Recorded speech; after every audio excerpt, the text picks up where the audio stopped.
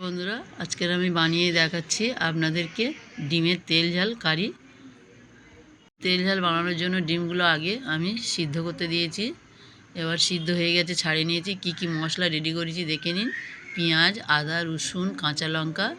আমি ডিমগুলো অল্প একটু একটু করে গায়ে কেটে কেটে দিচ্ছি, কারণ ডিমের মধ্যে মশলাগুলো ভালোভাবে ঢুকবে।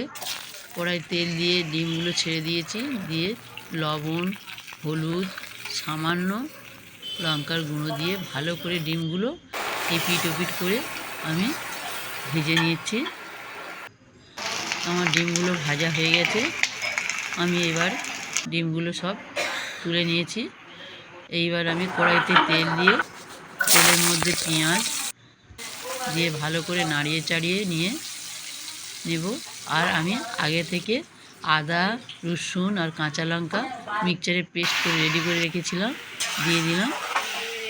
দেওয়ার পরে একটু নাড়িয়ে নাড়িয়ে কষে নিয়ে অল্প লবণ, অল্প লঙ্কার গুঁড়ো, অল্প হলুদের গুঁড়ো দিয়ে ভালো করে কষিয়ে নিয়ে আবার অল্প জল দিলাম, দিয়ে মশলাটা ভালো করে কষিয়ে সিদ্ধ করে নিলাম।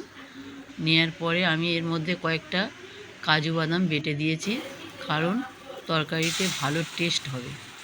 আপনারা এইভাবে দুটো কাজু বাদাম দিলে ভালো টেস্ট পাবেন। দেখুন আমার কত সুন্দর কারিটা দেখতে হয়েছে। এবার আমি এর মধ্যে ধনিয়া পাতা দিয়ে দিয়েছি। এবার ভেজে রাখা ডিমগুলো দিয়ে দিচ্ছি।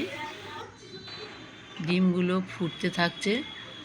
এইবার জিরের গুঁড়ো দিয়ে দিচ্ছি, আর দিয়েছি শাহি গরম মশলা।